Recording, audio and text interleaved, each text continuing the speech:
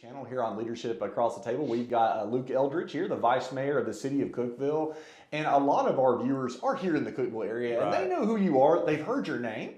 And some people might not. No, they're not as plugged into local politics. I thank you so much for your willingness to have an open conversation.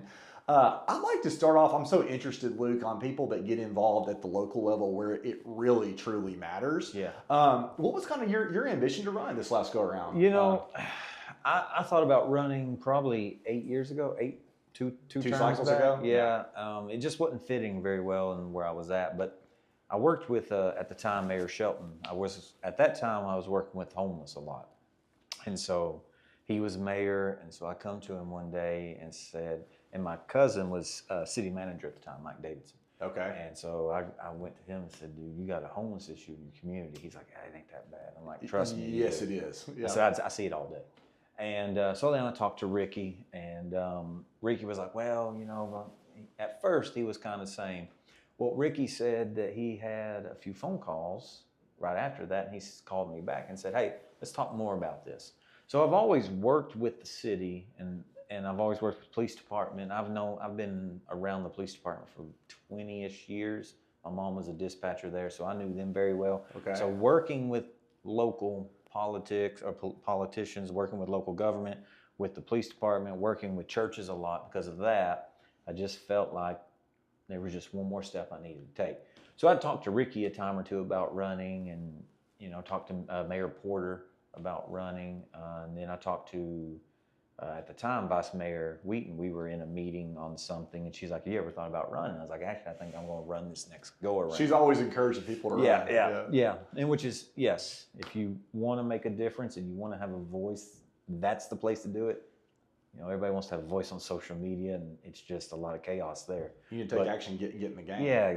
Don't be that Monday morning quarterback, and don't be that just the thumb warrior is what I call it. Negativity, trolling. I have a social media page, but I haven't been on there since May of 23. Yeah. Because it's if you want to talk to me, you email me, you call me. And here we are. Yeah, exactly. Cool. You're not going to get me there. A lot of people tell me I need to be on that.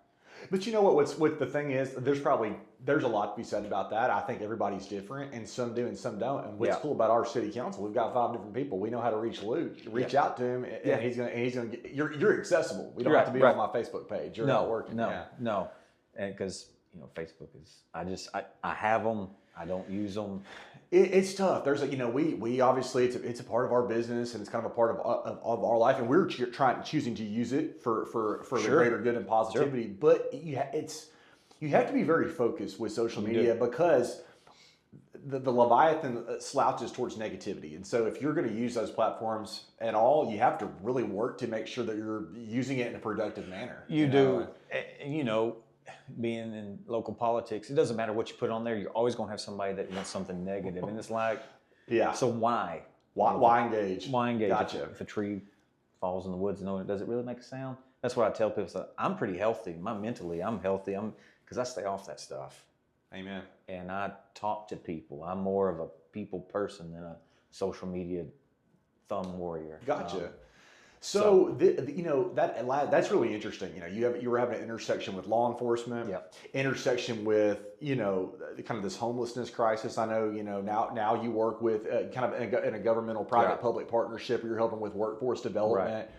What were you doing 8 years ago? I'm curious. Were you your current place of employment? No. At that time, I was at. I just came from there actually at Plateau Mental Health, talking to them about. Okay.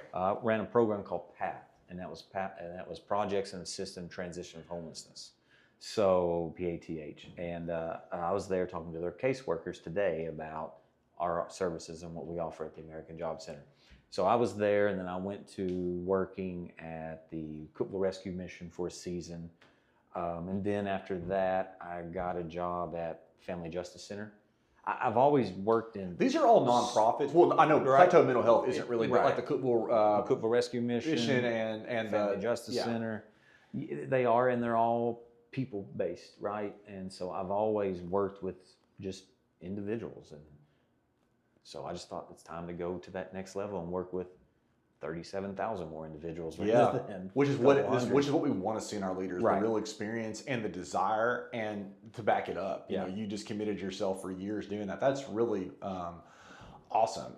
While we're talking about, let's jump into one of these issues. You know, the homelessness crisis. Sure. You know, and you know, I'm an attorney. Most of our viewers know that we are more in the trust and estate space, and so quite frankly, I don't have a front row seat to some of those issues like the home. We see it. Yeah. We work with other lawyers that are where it comes into line with their practice. You know, Brian Dunaway's Yep. the DA, obviously has there's Yep. lots of legal aspects to it.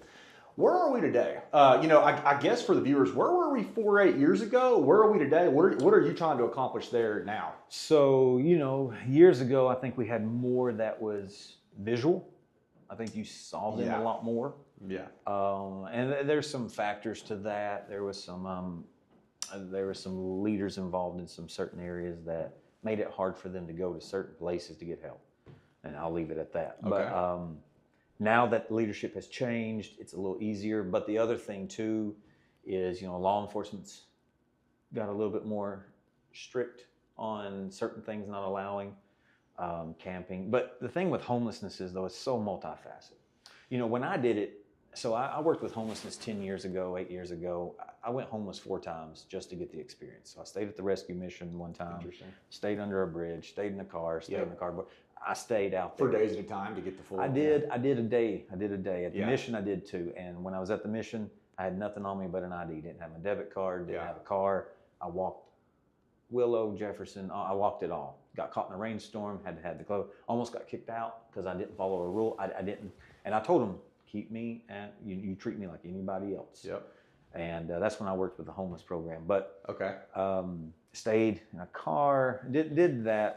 It was one night, I picked a night to go, and it started raining. It was 40 degrees, and my wife was like, you know, you don't have to go. And I was like, at that time, my mindset still is, but homeless individuals can't choose when they're out in the They can't help it. It's February right now, and it's 18 degrees Right. outside. So I went. Anyway, then individuals we worked with, the mental health was not as bad. It was, for me to do that, I had no worry about being out on the street. And I'm not saying it's dangerous now, but I would not do it now. The mental health side has increased. There's a lot of mental health. There's substance abuse. But again, it's multifaceted. When we think homelessness, we think the guy on the corner or a drug addict. Everyone's got to be on opiates or methamphetamine. That's the only 2 we think about. And that's not all the case. But it's like, what percentage do you think? Like, is it 70% have a serious drug addiction that's led to it, or is it no, not really? And the ones that did, because I really don't know. I'm agnostic on this issue.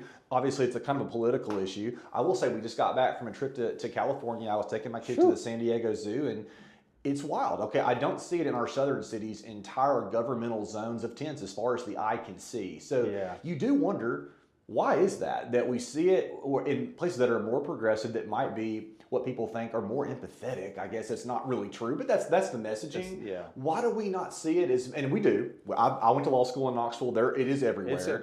It is, but maybe it was just up in our face. But everywhere we went, even in the nice areas of San Diego, I would not probably go back with my children there. No. It was, I did not really feel safe cruising around. No, not, you know, in San Diego, one of them, they have an app that you can find where people have defecated, and there's an app for that.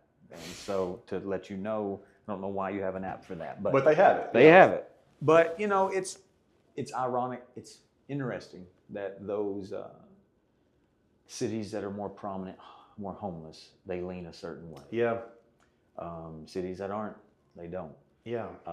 So I see it in the bigger cities. I see it everywhere. When you go to Nashville, Chattanooga. It's there. Sure. It's there. Yeah. Here, you see it, but, you know, with us, we still have a lot of wooded area. You still have a lot of things within our city, so they can hide a little more. But, yes. You know, here locally, though, I think there's a group of individuals, Becca Duncan and Blair Dudley with Hip Cookeville, and then Becca's with Helping He's tackled a lot of it, hasn't he? He has. They've done a fantastic job. They have what's called a low barrier, and Justin Villes with the Recovery Kitchen. They have brought in a low barrier shelter. And so there's no barrier. They work with the mission. If the mission can't have them, if they can't have them because of the rules and regulations, they still have rules and regulations. They understand that you got to have it. It ain't no holds barred, do whatever you want. but it's a step down to where maybe we can work with individuals a little more. And they say they were at our city council meeting last night, actually. So on the 20th of February, they were at our city council and they were talking about most of the individuals there. Some of them are out of the foster care system. They age out. If they don't, you have some that are aging out of foster care that have nowhere to go. That's an issue. Okay. So mental health. So no one wants to talk about it, but insane asylums. We don't have them. We don't have them. Somebody thought it was a great idea to say we were going to shut them down, and where'd you think they were going to go? Just saw a whole argument. Vivek Ramaswamy was in Ohio yesterday and was saying, I was just speaking with leaders here, and we need to bring our mental health institutions back. Our prison system should not be the first line defense of psychiatric care, and people jump down his throat. It shouldn't be. It shouldn't be. I mean, we have 2 or 3 that are here in our city. Everybody knows it because you see them, and there's a big mental health issue. The other thing is we have sex offenders and no one wants to talk about it. They can't get employment. They can't get employment, and they're homeless. They literally can't get an apartment. So there are places in Tennessee that work with sex offenders that are homeless and give them a place and work with them. It's just the thing is when you're homeless and you're comfortable in an area, you want to be there. It's home.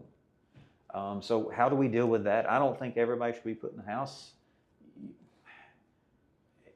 You gotta work towards those things, right? But I do believe mental health needs to be reevaluated. I do believe that individuals that need substance abuse treatment need to go get that. Our hospital shouldn't be crammed full of people because the hospital, you go into the ER, you have to be seen. You cannot be turned away. Now it's putting a strain on our public. It's putting a strain on that, and so there's a lot of factors, again, multifaceted. Yes. It needs to come, we got to come together and have a coalition. We have coalitions, but their main focus is housing. Well, yes. That's one factor. That's one factor. There's got to be a true coalition of people that's willing to work together and we work each problem out. But we need legislation. We need federal. There's certain things we need when it comes to, we need our mental institutions back. Again, I'm not as well versed with you, but that just seems like common sense to me. When I was a public defender, believe it or not, I started my career in public defense, and a large portion of my class, not all, some are just horrendous people. There were those, but many were on the margins, and they needed real serious help. Right. And our judges understand that too. We have very good judges here. There's not a lot of great, and it's getting better. There are things evolving. Just how we had Judge McKenzie on a couple months back, and there's been some things since I've left that field. It's like, whoa, okay. So I guess before we leave this topic, overall, are things better with what Blair Dudley's done, with other things in town? Do you think it's gotten better than when you first contacted Mr. Shelton 8 years ago? I do. Okay. I believe it has because there's more awareness. There's more people willing to work on it. Yeah. With Blair and what they've done in the mission and then other entities, the police department, with everybody trying to work together and try to figure this out. I mean, even the sheriff's department will reach out to Blair and them every now and then. Yeah, that's good to hear. They reach out, and that's getting discussed. And the cool thing with Blair, Becca, and even Justin Villes, they're working with them where they are at. Yeah. And talking to them on their level, talking to them, look, man, because either they've been through it before, they've seen it so much, and their hearts are there to help them. Then when they get the trust with that person, then they can send them up the chain to the next person to try to help them. We're working with Blair, and some of them we're trying to help some of these get jobs. There's a lot of barriers with that, but we have to. Easy. It's not. We can't just ignore the problem. We got to figure it out. Yeah. Yeah, and what's nice here is too, we are letting cops be cops, and so the community is safe. Like I don't feel unsafe at all. No. And I think that's the difference. We're going back to the original discussion of the comparison. All the multifacets are present, whether you're in San Diego or you're in Nashville, Tennessee, or Cookeville, Tennessee. But I don't feel like the fentanyl issues and things like that are omnipresent are going to impact our safety. We're able to keep our community safe. Honestly, if you look at police reports, you don't see a lot of. You see homeless getting arrested. They're for certain trespassing or whatever, not just because they're homeless. Right. And they're not getting a felony because they're sleeping on a park bench. That doesn't happen here, even though there's legislation. I was for the legislation, and that threw a lot of people off because I help homeless. But I've always said you've got to have boundaries, and you got to have somewhere where you can start working, and that gives us... We got to draw the line, and then work towards it. And work towards it, work backwards. But again, it's with that whole thing, they are working tremendously well at getting people and just working with them to hopefully get them to that next level to where then where somebody with American Job Center, Goodwill, whoever can help them get that job. Get employment. And housing's an issue, we know, because man, That's a big one. It sounds like that's one of the biggest ones we're trying to tackle. It is. And going back, we are safe. I think we're safe. You don't see that many people. There's not much in the news like you do see in other places. Yes. Yes. Well, one of the things I know our viewers let us know to ask about is the growth. We represent client. Well, here in Cookeville, where we're headquartered, we also have clients in other areas right down the road, like Crossville. And here's my thing, and I'm just so curious to hear from someone who's on the city council what the plans are, what you think you're trying to balance as a representative of the people. I have clients from Crossville that tell us we can't get a dang bite to eat because of the politics here and the anti-growth mindset in a county with almost the same population as Putnam County, and they're going into a real economy there now without any industry, and they're going to be, it's not just old retirees anymore going to Glade. There are a lot of young families moving here trying to get their feet on the ladder, and there's no growth. As opposed to here where we have some growth, but there's lots of different viewpoints. Where do you land, Luke, on what the vision is to grow Cookeville? Is it the foot's on the gas, or where do you land on this? Man, it's growing, right? Okay. I jokingly say, at some point can we not be considered a business and there's like a fire code of how many people? Yeah. And like, hey, we've reached that limit, but we haven't. More growth is coming. We're seeing more apartments, but again, the housing model is changed. People don't want the house and 2 acres anymore. They want to live downtown. And they're willing to pay a lot more. They're willing to pay a lot more. It. They are, because Nashville's too expensive to live in. All those places, and it's just a drive there. They're comfortable with doing that. But I see us continue growing. Legislation has made it a little hard for us to annex. There's certain things that we have to do, and it would be nice, but also you want to still you don't want to annex everything in and be just one big kilometer of everything. We don't want to absorb Baxter and Monterey and just be one big boom. Yeah. But at some point, there comes a time to where you're going to have too much. And the other issue, I think, too, we say smart growth, and it's like, well, what is smart growth? Yeah, what does that mean? Yeah, exactly. Yeah. What are we trying to do here? Smart growth to me is like, all right, what are we lacking? What do we need to make our economy or our area better, rather than just another business coming in? Yeah, it's not all just about the number of jobs, it's not the number of businesses. Yes, it's not. It's okay. Well, what's beneficial? Like if Amazon was looking to land here, and I'm not saying they are. Yeah. We're gonna get 20 comments now. Lord, I know. But let's just say hypothetically, Amazon said we would love to. Is that beneficial to us?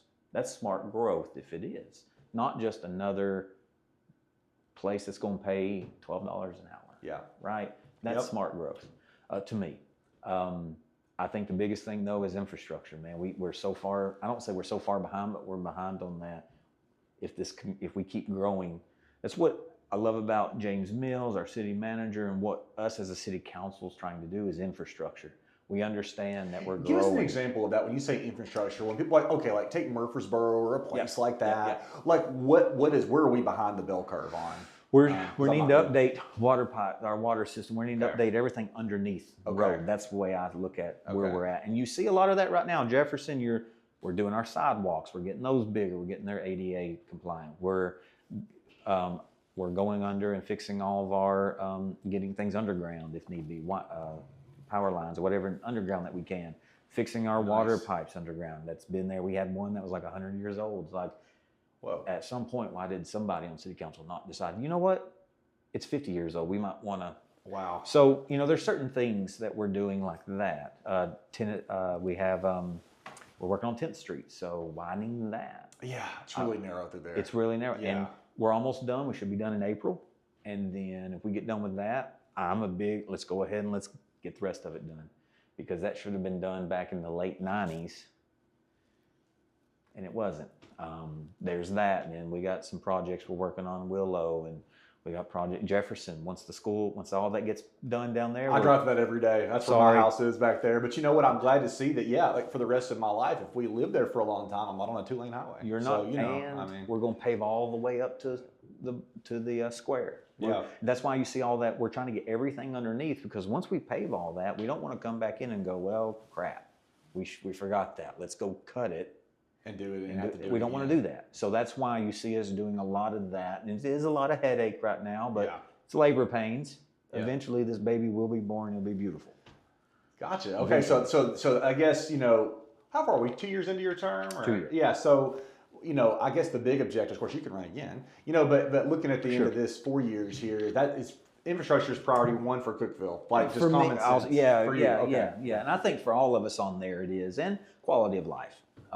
Looking at other things we can do with the rail trail, trying to get that going. Yeah. We were just in a meeting today about it. That's connecting that from Monterey all the way down to Baxter, and just making that connection. That'd be beautiful to do. Look at that. Cool. What else can we do downtown? That's everybody says that's our skyscape. Yeah. Our cityscape. What can we do with that? Yeah. So, what are some things about that? Downtown. Are there any ideas? To me, it's like, well, it's kind of cool and it's there. It now. Is. We got an empty lot, right? And it's pretty big. It's pretty big. Yeah. So what are we doing with that? We would love to do something with that, and trying to work that out, figure out, is it feasible? Is it should we do something with it? Everybody down there says they need more parking. Interesting enough, though, another city did a study with Walmart and their parking lot. If you place a Walmart and their parking lot in a downtown, you walk that much anyway. It's just it's more convenient to be parked right next to where you want to go. Oh, that's fascinating. It is. I had to think about that. Yeah, but you're walking anyways. Okay. And one thing we did, because we're helping them with the stadium, right? So in the contract, I had asked President Odom, why can you own a piece of land over here on downtown behind Regions Bank, and that you're doing nothing with. What if we could lease that and we turn that into parking? Mm-hmm. Could we add this to the and we did. And he's like, sure, yeah, let's do that. So eventually we're going to have 20, 30, 40 more spaces downtown. That's significant, yeah. That we can do. Eventually it'll be there. But, you take that Walmart, you place it down there.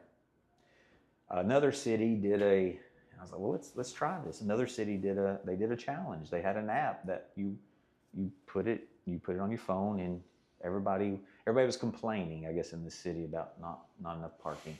So they did a challenge. And parking's always like issue one. In a church, in the city. No matter where it's at, parking. But they put it on there, and then you would when you started walking, and the person who got the most steps or whatever, I don't know what they won, but they said they started seeing, because there was a challenge involved, they started seeing the complaints. Because people want a challenge. Now, we're not going to do that, but it's just interesting. You can put a Walmart parking lot and a Walmart. You do the walking anyway. Gotcha. Going back real quick to the businesses coming in, I'm always curious, I'm always interested, in local governance, but is there a concerted effort to try to get more corporation? You mentioned like an Amazon or something to come here.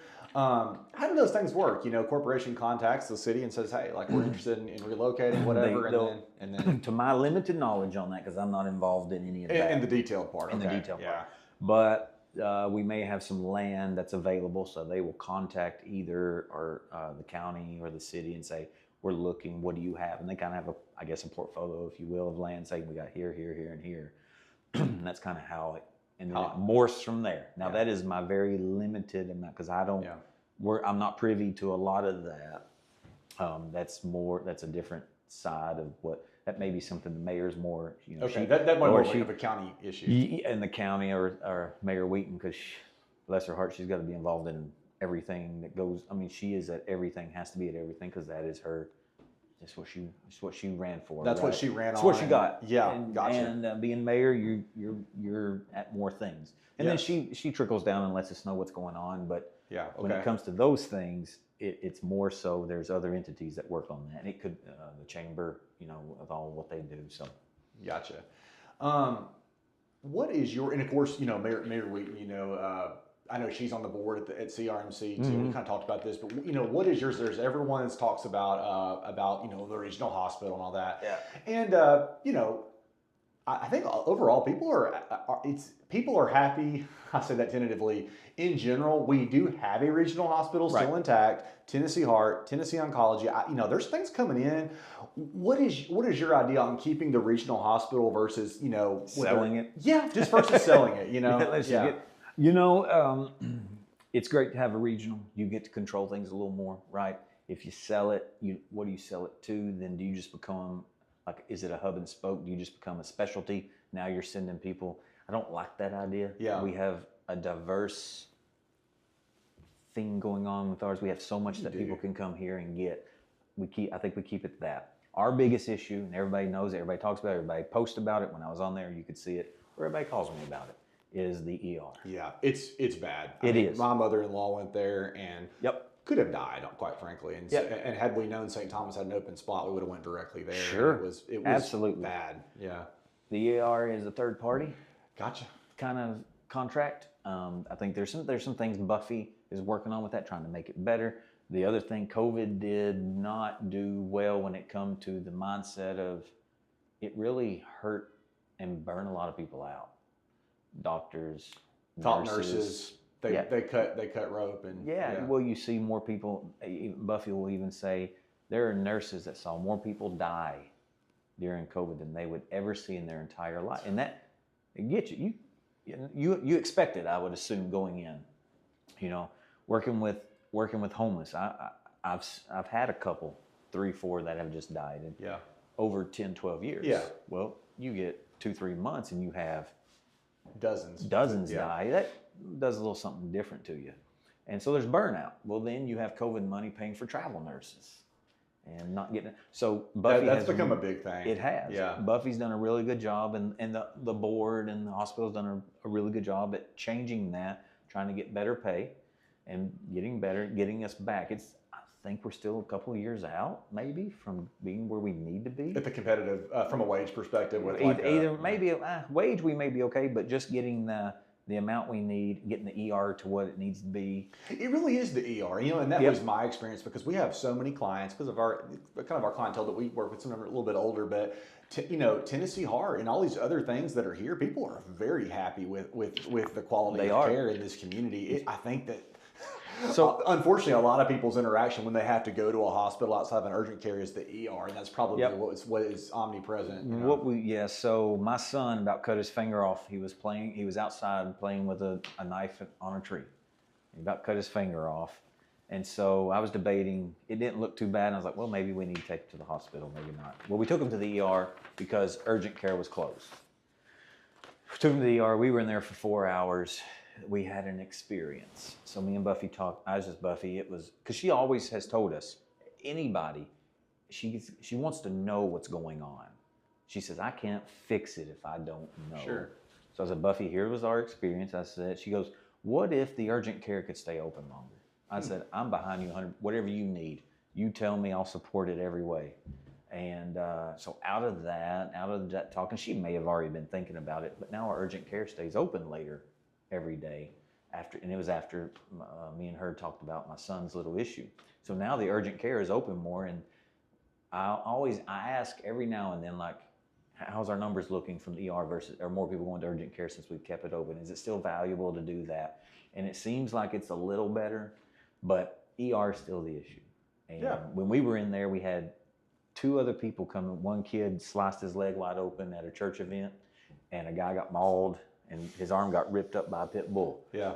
They needed a little bit more help than my kid. I get it. Like, I mean, you're going to need staples. You need your arm re-looked. Like, I get it. Yeah. People were in there that needed to be front loaded, of course. It's an emergency room. Yep, I get it. But 4 hours for just needing sewed up. Yeah, we could have. But I think I appreciate you just touching on that. That's what the community's looking at. Is hey, we're trying, and we're going to get it tackled. What do you see? Well, that is one challenge here locally from a healthcare perspective. What do you think are the biggest challenges or opportunities over the next 4 years in Cookeville that we have as a community? Well, maybe one big challenge and one big opportunity and success that we're on the cusp of. Well, one big challenge is roads. For me, most of the roads that we have to contend with, we got our big brothers from TDOT we got to work with. we can't really do much to those roads until TDOT. and they're great to work with. They are. They're good to work with, and they work well with us. Yeah. They do. But so you think about with TDOT, if you follow anything, there's like $30 billion of work that needs to be done for the state of Tennessee. Across the state, yeah. And I think they got a budget of $3 billion. Infrastructure. So and it's, what are you gonna do? How do you got 10% that you can work on, and so. That I learned something new there. And I always knew that intuitively, but like you can't fix all the roads. Nope. And we're stuck on TDOT's budget, which is a fraction of what they need to get this job done. And so you think right now we had the hurricane come through. That's going to eat up a lot because that's an emergency. A lot of funds are going to, hopefully we get some emergency funds to help with that. And I think we have, but for the state in total, a lot of that focus is going to be getting those communities back up and running. And we understand that. I think one of the biggest things and one of the biggest hopes would be 40 being widened going up Monterey. Mm-hmm. That right there is, in the next 4 or 5 years, if we could get that started, going, completed, 3 lanes from at least Baxter all the way through, it'd be a game changer. It really would be. And again, we're going to need that. They're growing on that end. We're growing here. It's a harrowing journey up to Crossville. It is. And that's probably one, I've never done the study, but I'm sure TDOT could tell you that's probably one of the most dangerous places on 40. Yeah. When I was a public defender, there was a lot of reckless endangerment, just brake issues with 18-wheelers, whatever. There's a lot of deaths that go through that corridor. Yeah. And I learned just yesterday, listening to Michael Detweiler, Cookeville's at 1,100 feet above sea level. Yeah. Monterey's at 18 or something like that. So that's a big incline that it's going to be a lot of money. It's going to take a lot to get that where it needs to be. Do you think some of those, like a project like that, can happen in the near term or with this budget and stuff at the state? I'd love to see that happen within the next 10 years. Yeah. I mean, let's just be realistic. It could happen sooner, but I think it'd be great to see it happen within the next 10. Gotcha. How do you stay motivated in balancing your family life, your career, with your time in local governance? Like, how do you take that hat on once you get elected? And sure. Well, when I ran, my wife really wasn't on board at the very beginning. And we go to church, and we really believe that there's callings and there's certain areas you should be in, and if you don't need to be there, don't waste the time there. So, praying about it. We were at church one day. We have a prayer service once a month that we go. The whole church comes in. We pray about random things. Yeah. Whatever's on the docket, we pray. Yep, that's what we pray about. So I was I run sound at our church, and I was back there monitoring that, making sure everything's working. My wife's sitting up where we typically sit, and I was like, Lord, look, we got to be on board. She's got to be on board with this. If you've called me to do this, you're not going to run unless there's a mindset shift. House divided cannot stand. If we're unequally yoked in this, I'm not going to put her through something if she's not ready. So I gotta have something. So pastor, he was praying. He said, "Hey, if some of that," he goes, "I feel like somebody needs to come down here. Let me just pray for you, and let me pray that God give you wisdom on a decision you have to make." So I was like, So I grabbed my wife. We go front. He prays over us, and my pastor kind of prays out and kind of says, Lord, he's one way with our youth. I'm our youth leader. Me and my wife are youth leaders in our church. And we've been married, this will be 16 years. We've been that for 14 years. We've been youth leaders. And so he's one way with our youth. He's one way with sound team. But where you have him sitting at the table in this community, give him wisdom. He needs knowledge, blah, blah, all that. So we go back and I said, what do you think now? And she said, well, all right, I guess we're running. And it was just right after that, everything just lined up. Everything just started happening really well. And this is my first time running, and I got second most votes. And so that says a lot too. Yeah. That's a really big thing, considering it wasn't like you had tons of money that you poured into all this, and you got the second most votes, and it's because you think you were called to do I think I was called, but I think I was called. As you were called. Yeah. But I've been working with the community for so long anyway, and then the churches, with the homeless matter and with housing and with certain things and certain aspects. I was just working with them. So I think obviously that helps too, but I really believe it was a calling. And I, as of right now, I'm going to run again. God tells me no. You're not going to do it. Yeah. I have nothing to gain out of it. I don't need. That's very clear. I picked up that on you in just this 30 minutes we've been here together. And I think that obviously you're a Christian, you're a person of faith, and I think that's where your decision came from, and that's it. And prayer is powerful. I think the key is there. You took action and prayed with your wife about it, and and look at that result. We need more Christians to run in office, and we have to be bold in our faith. And I think we've learned that over the last 20 or 30 years that we can't seed the ground in the local level. We can't seed the ground at the federal or state level, and we have to be bold in that. Yeah. And so, I appreciate you running, Luke, and absolutely. Yeah. I see it a lot different than most. I see when you look through the Bible, King David. Well, a king, that is a politician. Yeah. There were governors. I mean, Jesus had a tax collector on his own team, if you will. I mean, there are politicians everywhere through it, and we've been sold a false bill of goods, tell us to stay out of it. Yeah. And now look where we're at. Yeah, it's true. Like in your citizen and your electorate, obviously there is a wide range of religious beliefs or a lack thereof, and we have duty to govern accordingly. Yep. But I think the thing with the church is this whole idea of the separation of church and state. People took that so literally, and we retreated from the public square. Yep. And we've seen the results. And so, anyways, you know what the thing is with Christ and our faith is that positivity and putting that goodwill back and just to turn the tide. My last question, Luke, would be, what is your advice to those maybe that are interested? Maybe it is in local governance, something what you did, or another venue, or whether that is in government or the public sector and nonprofit. But if someone has the desire to run for office, what is your advice? Well, number one, if you're a believer, pray about it, because you can't take it lightly. If you're looking to get your name in the lights, it's not the place for you. And you're gonna get found out. Yeah, it's you don't do that. But honestly, what I did before I ran, I started going to the city council meetings to get an understanding.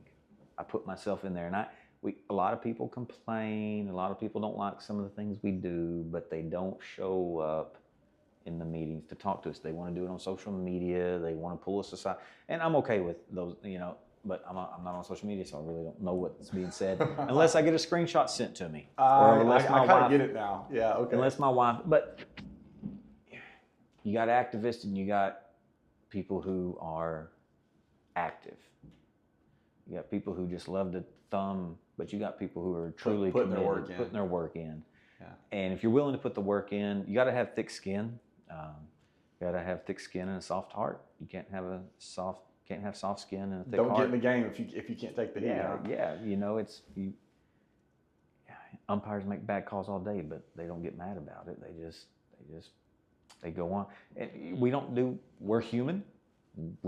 Sometimes we may not make what you think's the best decision, but rather than blowing up on it, I've always told people, okay, well, I've had a few people maybe complain, and once we had the conversation and they realize, well, here's the 30,000 foot, here, let me show you some things. They kind of see some of that, but you got to understand that we are trying to do what's best for the community. And sometimes we got to stand against things. Obviously, we got some stuff that's come up, parade and all this stuff. So there's some things, but that's when you got to, it is. We can't legalize morality. No, that's important to say, right? That's you not can't your job. Legalize it, but I can have a belief, and I have a voice to be able to do that and to say that. And so I believe that's what people voted for me on, is that they knew I'll voice your belief. Voice when I need to, and I'm not going to be a turn or burn kind of guy, and it's exhausting. Of course. But I'm going to be, as the Bible said, wise as serpents and gentle as a dove, and we're going to try to work with this. If you're going to run, you got to make sure you're willing to work with people regardless of what you may believe.